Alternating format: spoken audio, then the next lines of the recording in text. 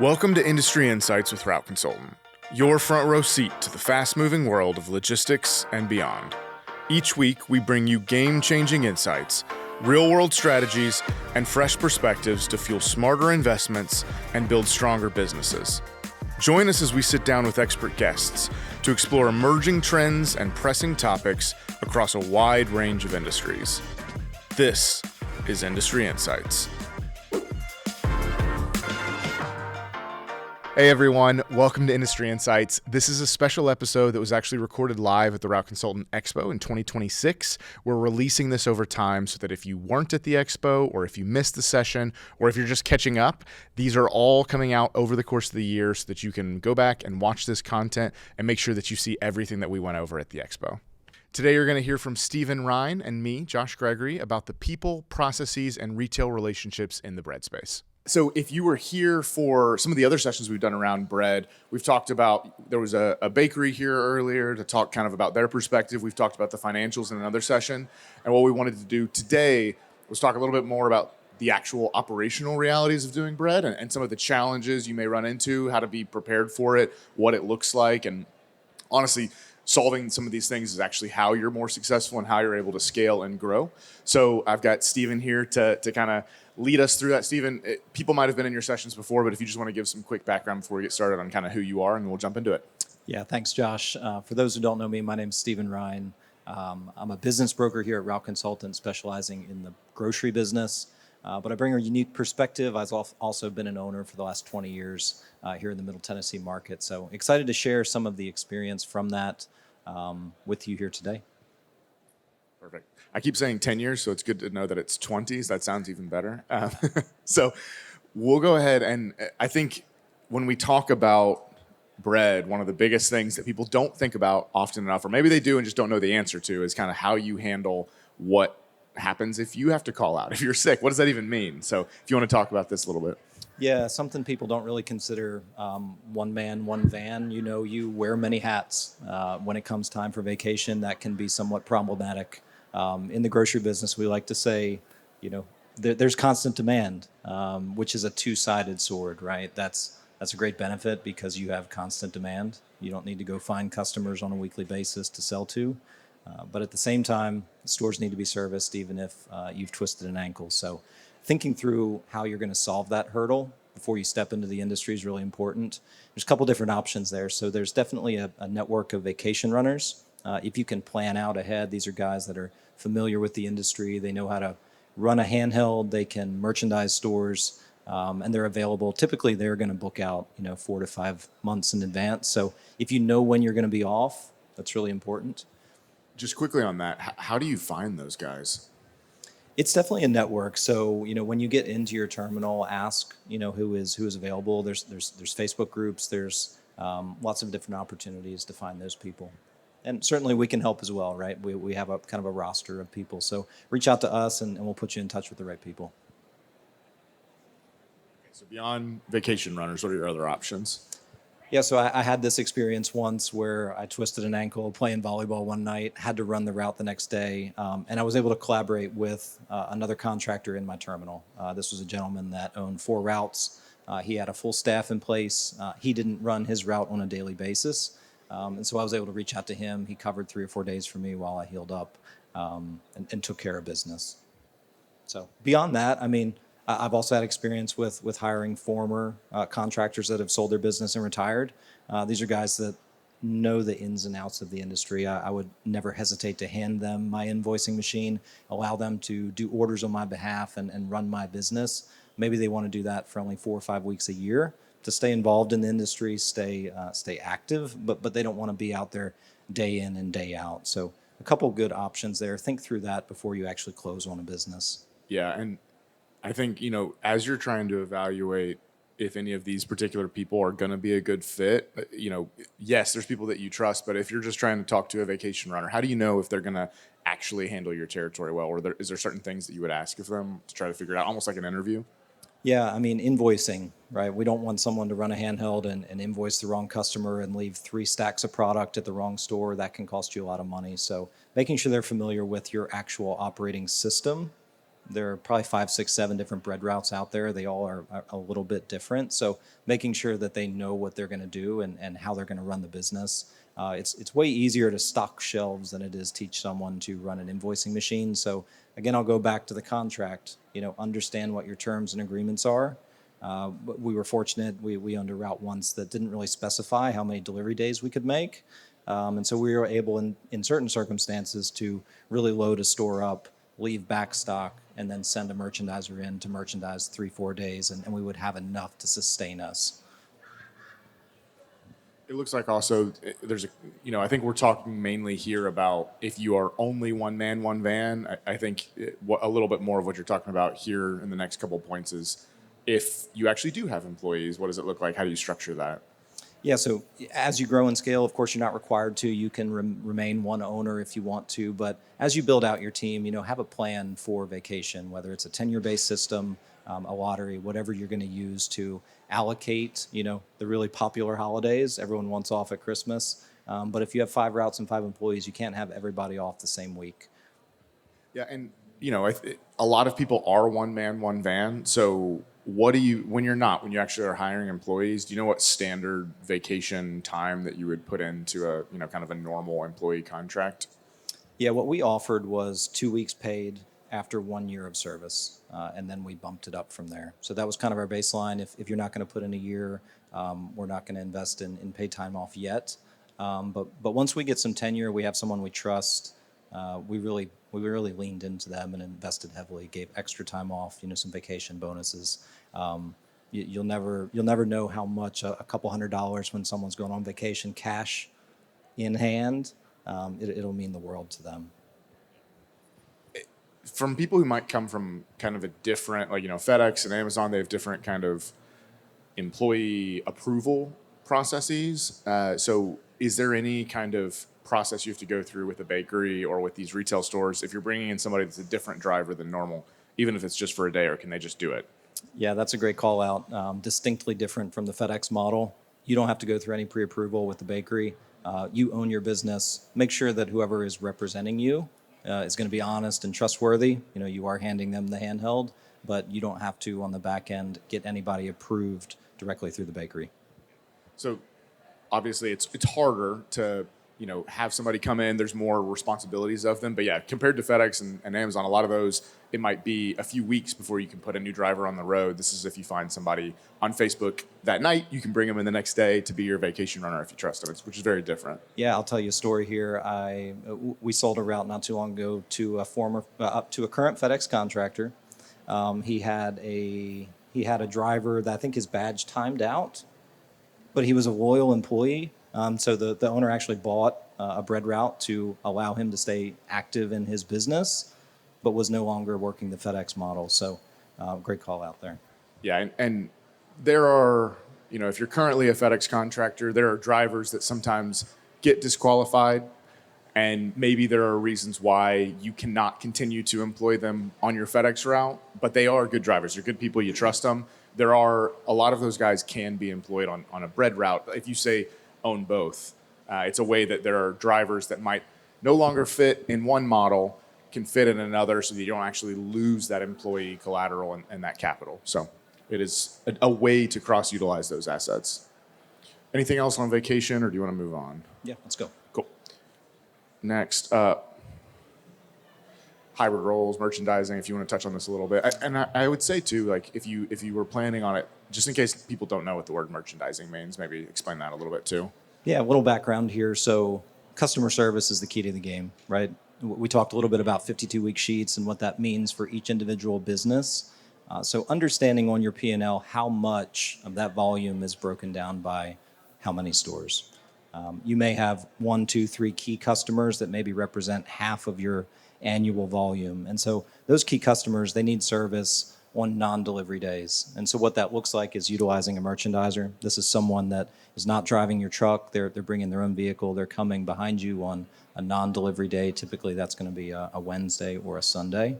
Supporting the stores when they're the busiest, working product directly from the back room, putting it on the shelf, refilling displays, solving any problems that might have come up overnight. I can remember some circumstances where overnight, the stocking crew in using pallet jacks and coming through the store. They end up clipping the bottom corner of a cardboard display. The whole thing falls over.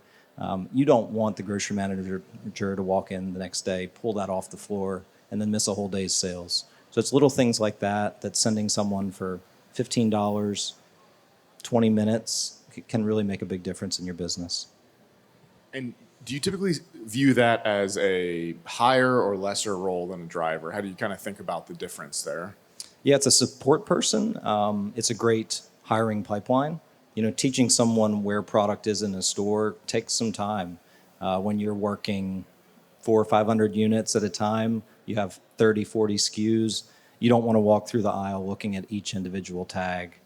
It takes a lot of time. But once you become familiar and you know where it is, you can put up, a couple hundred units in 30 minutes.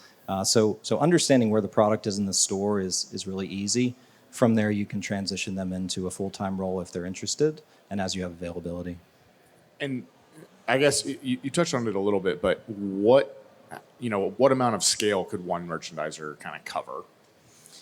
Yeah, so a full-time merchandiser, if you are a multi-truck operation, could cover a full 8-hour shift. One route may have 20 stops. You may only have 2 or 3 key customers in that need service on those non-delivery days. So this could be a store employee, someone that's already showing up to the store that could work your product before they've clocked in. Really important note there, you never want a conflict of interest, so you don't want someone that's on Walmart's dime also working your bread. But this is someone that's already there, right, that can put out the product on your behalf. And as you grow in scale, you could have one full-time merchandiser that could support maybe 5 routes. Is it something that you often see, like maybe if an owner's off the truck, that they may do merchandising? I think you might have even done some merchandising yourself for your routes. Yeah, as we transitioned, I definitely went out as a merchandiser. It was nice to have some FaceTime in front of the stores with the store managers, even though I was no longer delivering the product. Just 15 minutes in front of someone checking in, seeing how everything's going, right? That point of sale was crucial as we were asking for displays, getting into key selling events. So what would you say makes somebody a good merchandiser? Diligence. Yeah, you got to show up when you say you're going to be there. The store manager, if you've built a relationship, if you have that premium presence in the store, they're going to expect that display is standing tall and looking good when the store manager walks through at 7 a.m. So if you get that great spot that's going to sell through and you don't show up until 10 and it's empty, they're going to pull it. Do you find that, like a floor manager at Walmart, do they get the merchandiser's contact info, or do they call the bakery? Like, who do they call when they have problems? Yeah, Walmart's so big, if they have problems, they don't ask. They just pull it off the floor, and you're going to miss the opportunity. So being proactive is important in the grocery business. You'll probably very rarely actually interact with the store manager. Your hierarchy is going to be assistant grocery manager, store manager, and in Walmart, they even have some other tiers beyond that. So be out of sight, out of mind, right? When a grocery manager walks the aisles, if he sees a full display fronted, no trash on it, it's looking strong, he completely overlooks that, right? That's the way it should be. He's looking for empty shelves, popcorn chicken wrappers still on the shelf, pallets on the floor when they're not supposed to be, things like that. Okay, so on the one hand, you don't want them to ever think about you. On the other hand, is it those same types of relationships you lean on when you're trying to get floor space, trying to get other opportunities at a store? Yeah, and that's where coming in, even as the owner on a pull-up day and getting some FaceTime, hey, wanted to check in, how's your service? What are some things we could do better, right? If you're out of sight, out of mind, they've walked the aisle and you're all stocked, they're not really noticing that, so we need to remind them, right? So a handshake, a look in the eye, how are we doing? What can we do better? What is important to you right now? How has your fulfillment rates been? Having those conversations could take 5-7 minutes. It's not long, but it'll go a long way when they receive a Walmart truck and some of their products cut and they were expecting to fill a whole end cap. And they no longer have the product, who are they going to ask, right? So I want to be top of mind, but I also want to be thought of in a high light as the go-to contractor and someone I can trust. So there's 3 tiers. They think of you, and it's because they saw the display and it was horrible, they don't think of you at all. If you're at least at that level, that's fine. There's no problems. And then they think of you, and it's because you're the one that they think of when they're trying to figure out ways to be more successful, to be creative, and find new ways. Yeah, and we talked about this yesterday a little bit, knowing the retailer margin. You would be shocked how many bread distributors don't know how much the retailer is making on that loaf of bread. If it's a 30% margin, that's fantastic, and you're free labor to the customer. So reminding them, you're going to build an end cap. It doesn't cost them any money. You're just making them money. One of the things I think you touch on too is this something where a merchandiser only does it? Like, I think, is this somebody that you also will have them drive some days of the week? Is it a hybrid type of role most of the time? Sure, you could, if there's someone that you want to invest in and teach them the back office stuff.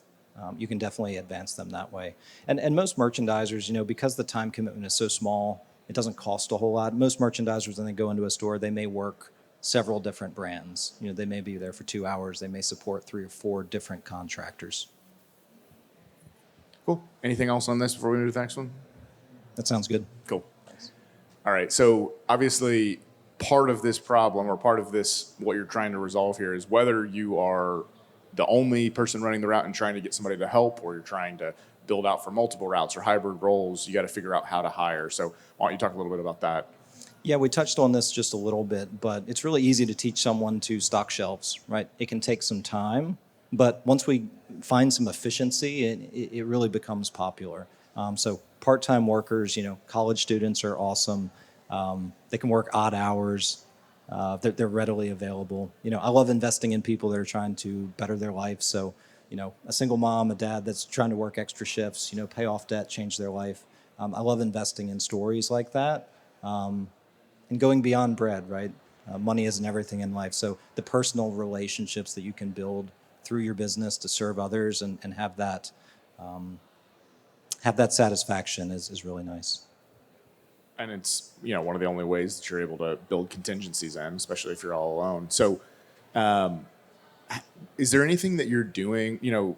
Obviously you can put out ads, you can put out exactly what you're looking for. But you mentioned college students, you mentioned people potentially in your community. Is there things that you're looking for in particular in those people to know that they're good candidates for you?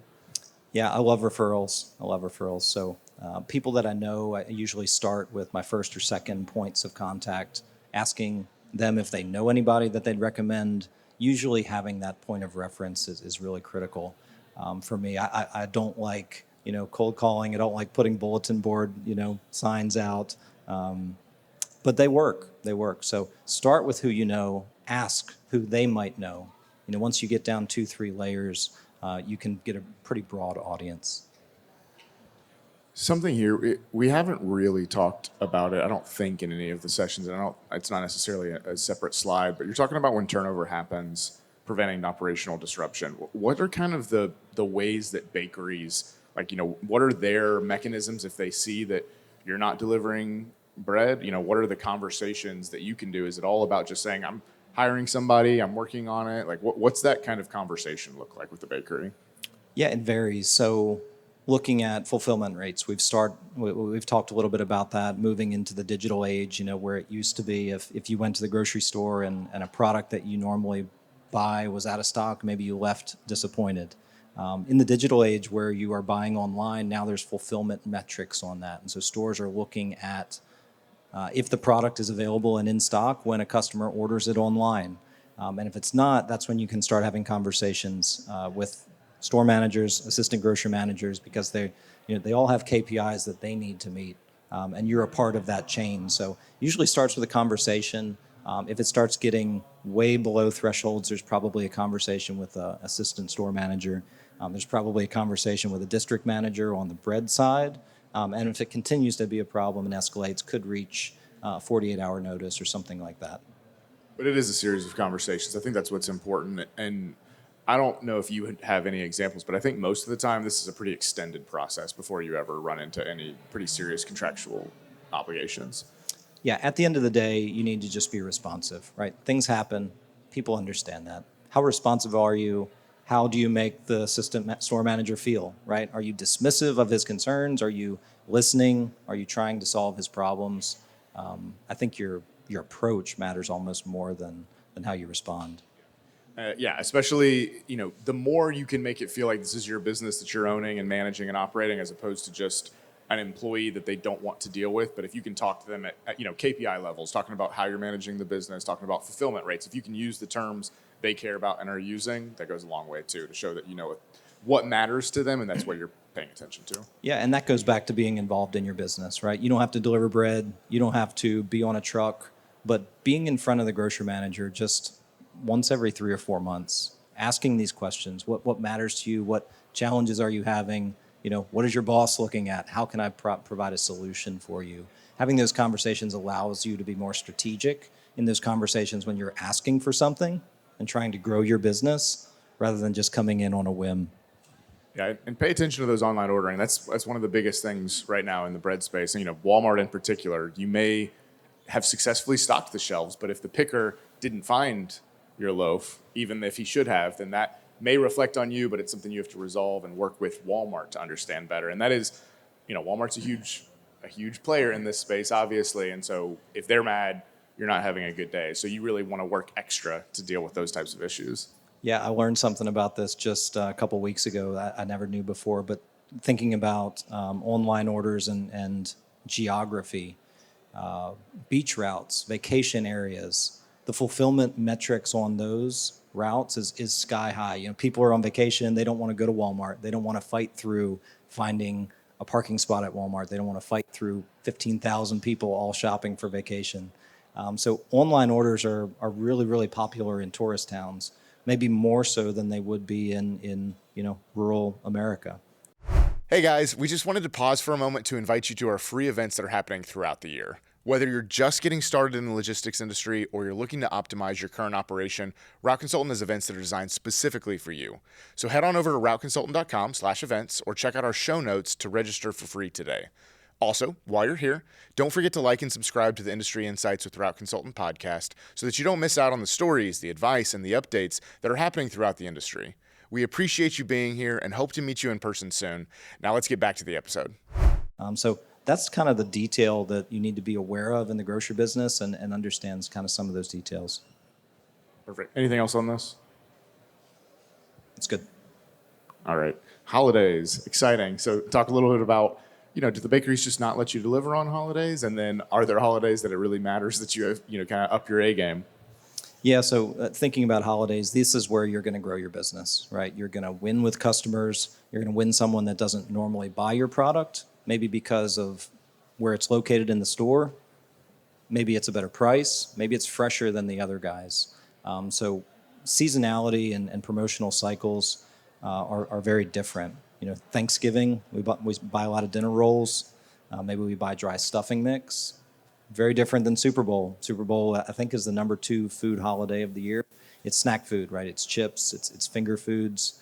Very different than 4th of July, where it's buns, grilling holidays. So knowing what's selling and knowing what's selling around those holidays is really important if you're going to win with the customer and grow the business. Yeah, so it's, what are the things you do? Let's say you're a first-time owner. Part of what you're trying to do is just understand the normal trends, but it's your first 4th of July, and maybe you forgot to ask the person who was running the business before you, like, what 4th of July looks like. How do you prepare? How do you kind of decide what volume to put out there? Yeah, you'll be able to get historical sales data from just about every company. There's a lot of metrics out there that you can get to see what kind of lift you had. You also need to consider what display locations you have. A premium spot in a first position in the back of the speedway on a BOGO ad is going to do way better than all the way back in the floral department on a 2 for $7. So understanding what the price point is and the location, that's going to significantly impact the sell-through on the product. I loved tables in the speedway, way better than an end cap, right? You physically have to walk around it. You can't walk past it. Okay. So I think what you called out is important, that this is a time where you can grow a lot, make a lot of extra revenue, but it's also just as important for you. It's important for the stores. They know it's high volume. And so it's even more pressure if those shelves are empty. So are there things you change about your merchandising and how you handle that beyond just providing extra volume to the stores? Yeah, you got to know what day of the week the holiday is going to fall on. If it's going to fall on a Wednesday when you don't normally make a delivery, then I need to have lots of stock in the store on Monday, right? I need to refill on Tuesday. I need to be prepared on Wednesday. If it falls on a Sunday, I'm probably going to get a good size order on a Thursday, really load the store up on Friday, and then work back stock and merchandise the rest of the weekend. So leading into the holiday, I try to get half of my adjusted volume maybe 5 days prior, and then start weaning it off as we sell through. Again, always looking at, man, I'm really winning. I'm selling way more than I thought, and I'm going to bump that up, or the inverse. Yeah, bad weather, people didn't come out, I have way too much. I got to cut that back. We haven't talked as much about it, but I would say, coming off of this, there's a ton of volume that you're adding. What do you do if you add too much? How do you, not just the holidays, but holidays as I could imagine where you could misproject and have too much in a store. So how do you handle stale and what comes after? If you get out in front of it far enough, normally there's someone in the depot that didn't order enough, right? So you can buy it back from the store. That means remove it from their inventory and offer it to another distributor. He can get the product transferred, and your account can get credited that way. So being a solution to other contractors, I think number one in the market is the best way to sell through heavy inventory. Cutting your orders, things happen. I would rather be heavy than too light. You can always work through stale overages depending on how the contract is going to calculate that. It's harder on a weekly basis, but many companies adjust for stale overages maybe on a quarterly basis. So I'd rather lean into my holidays and hedge my bets, grow my business, and then trim it back on the slower weeks if I'm able. And one thing I want to highlight in what we've talked a lot about today, there's things like stale, there's things that he mentioned about the contract and different bakeries. Each bakery does have some nuance in terms of how you have to operate. So we're giving the general tips and the things that you should know that apply across bakeries. But as you're looking at an individual business and a specific bakery, there's different levels of advice that we would offer based on what it looks like. So I want you to know that these are the answers, but also there's going to be another level of the answers as you particularly get into a specific business and the specific bakery that you're working with. We're happy to help and happy to clarify those as you get them, but just know that there actually can be quite a bit of variance in terms of the kind of store level operations and bakery level operations. Anything else here? We go to the last slide. Yeah, I would go back to trust, right? If you're going to build displays, you're going to win around the holidays, you're going to grow your business. The grocery manager has to know who you are. He's got to trust you. Yeah, perfect. So building a team that actually stays, I'll let you take that one. Yeah, so thinking through your team, if you want to be a multi-truck owner, you really got to think about the people that you're hiring, right? It's important to know what motivates them. It's important to know the challenges that they're going to face on the route every day. This is really more of a people side of the business. And knowing what motivates people, right? They want to be heard, they want to be known, they want to feel appreciated. What's going to separate you as a smaller employer than the Amazons of the world that have thousands and thousands of employees? I used to tell my guys, I may not be able to pay you as much as the competition could, but no one's going to appreciate you as much as I will. So knowing them personally really goes a long way in providing satisfaction in a workplace and also receiving long tenure. Talk a little bit to, if you're actually paying an employee, what is the standard kind of payroll structure that you offer, different types of payroll structures you may have offered? Again, it depends on the employee, right? So if someone is motivated and wants to be paid a commission, I love that, But at the same time, if they're not willing to accept the fluctuations in sales, it can be harder if you're a full-time commission, right? There could be weeks where you get a $2,500 check. There could be weeks where you get a $500 check. Not every employee is willing to deal with that sort of fluctuation. So that's where an employer can come in and even out the curve, offer maybe a baseline salary with a promotion with a commission based on growth rates or goals that are achieved. As the employer, you get to really outline how you want to pay your guys, but get to know them personally, right? Do they want even stable income? Do they want commissions? What matters to them? How much do benefits and those types of things play into this space? Depends on the employee. Yeah. So a lot of times in the grocery business, there's just not enough margin to offer, a lot of the HR packages that a big company would. But you can contribute to a 401k. You can offer cash bonuses. You can offer paid time off. It's little things like that separate you as an employer from the big boys. And my experience has been if you find that and do that well, people will stick around. And how long did you find that, a lot of your employees would stick around? Is this like a few months type of thing, or how long do you typically, shoot for from a good retention standpoint? Yeah, I've had people, where I was early on in my career, didn't hire well, that I was just looking for someone to help me on the business and solve some short-term problems, and then they didn't stay very long. I've also had people that have stayed with me for 7, 8, 10 years. Are there things that you look for to evaluate your employees after you've hired them to, not just to say, you're doing a good job because I like you, but like, are there different kind of things that you look for to make sure this is somebody I actually want to keep and versus ones you have to let go sooner? Yeah, as I grew and I matured in my business, I became very cautious when hiring. So I brought someone on to do ride-alongs. I let them shadow with me for a couple days, maybe even a week, to determine if they even liked the business, right? If this was something that fulfilled them, if they could do the schedule, it was something that was going to be mutually beneficial. So as you become a little bit more intuitive and take the time with the guy or gal for that matter, I think it'll go a long way in finding the right person. Perfect.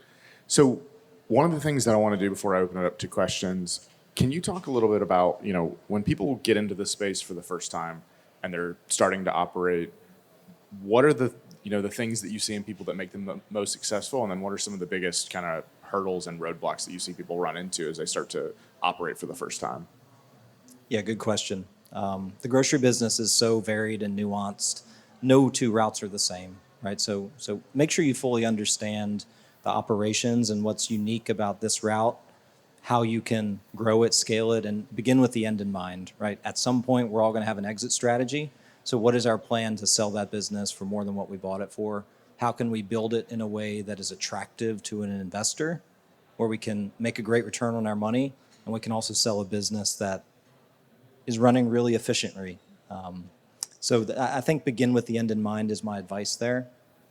What are some of the things that get in the way of achieving that goal early on in particular? Like, if somebody's coming in for the first time and thinks they know that they're doing that right, but where do you see people have the most challenges early on?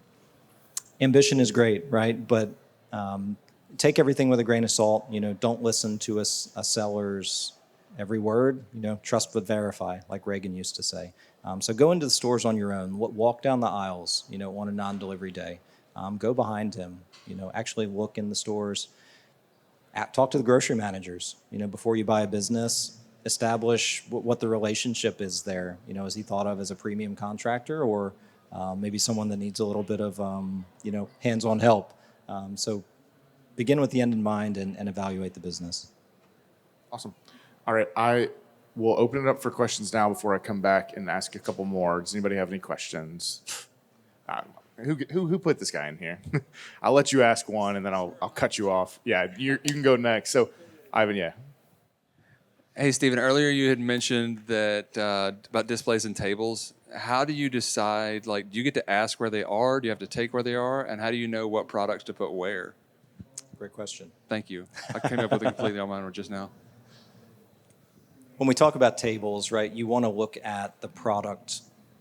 You want to look at the product categories that you're selling, right? You want to put your number one seller in the first position. So what that means is when you enter the store, you're going to have a store flow. Naturally, the consumers are drawn to a certain store flow. They want to move you through the produce department, maybe the short shelf life product, and then as soon as you hit aisle one, that's kind of where everything starts. So your number one seller, if it's in Pepperidge Farm's case, sourdough bread, right? Right now, everyone loves sourdough. It's a niche. So I'm going to put my sourdough loaf, if it's on a table, in first position. I'm going to work down that display with my least popular SKU on the very end.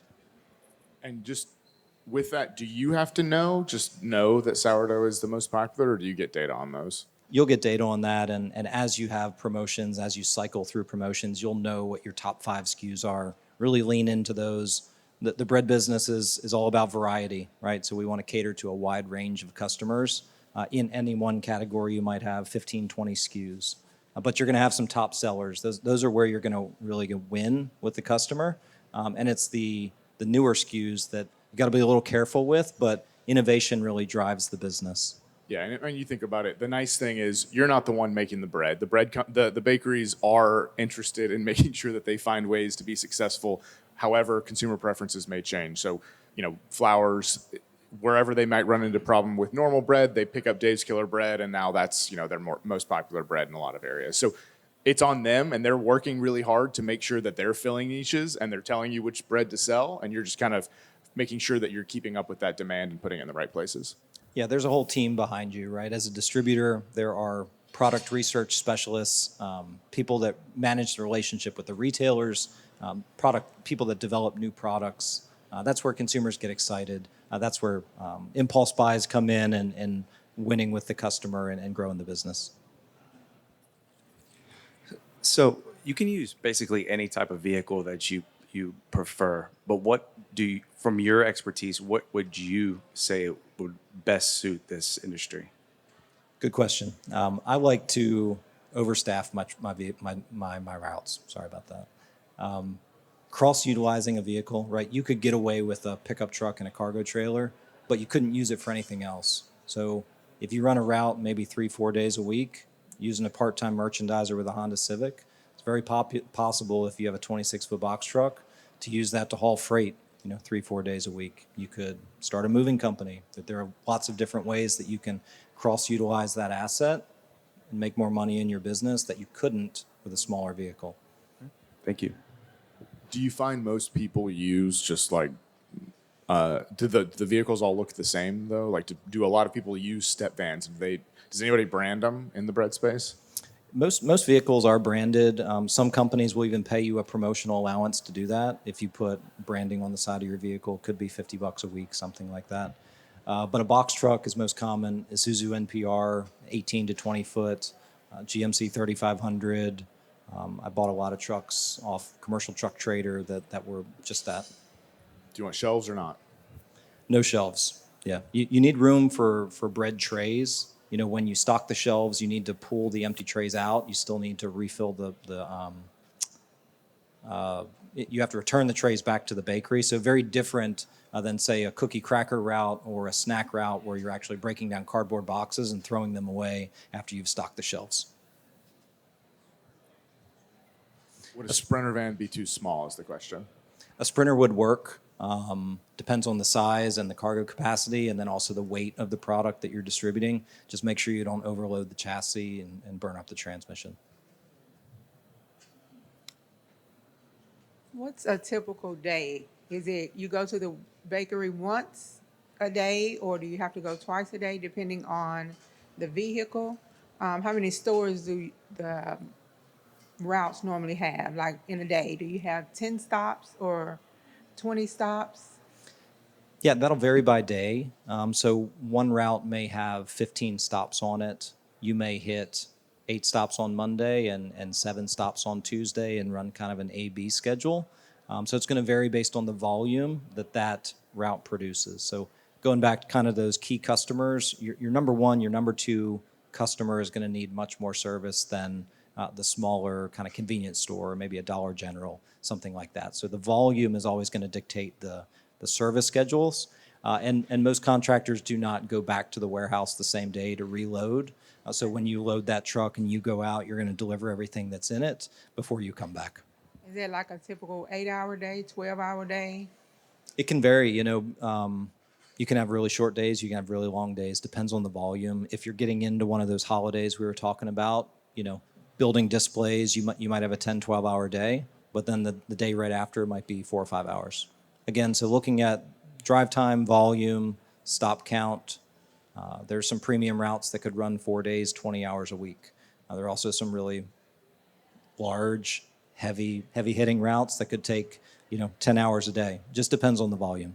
So if we were interested in a route, is it like opportunity to go out with someone that already owns a route just to see how it works, what the typical day is like? Yeah, if it's an independent seller, normally through negotiations we can get a ride along. Steven has routes, so everybody can just go with him. But yeah, I would encourage that. Really helpful to try to get and see what a day in the life looks like. I've been on a truck. Steven's been on a lot of trucks, but it is helpful to see it. You're running your own DOT, correct? Depends on the bakery. You may or may not need a DOT. Yeah, if you're not crossing state lines, again, check with FMCSA, depending on the specifics of your business. If you're not crossing state lines, you are selling your own product. It's working on a consignment model. There are some companies that do require a DOT. There are others that don't. But you'll never need an MC number. That's really where the difference is from an insurance standpoint. Thank you. I know there's one over there.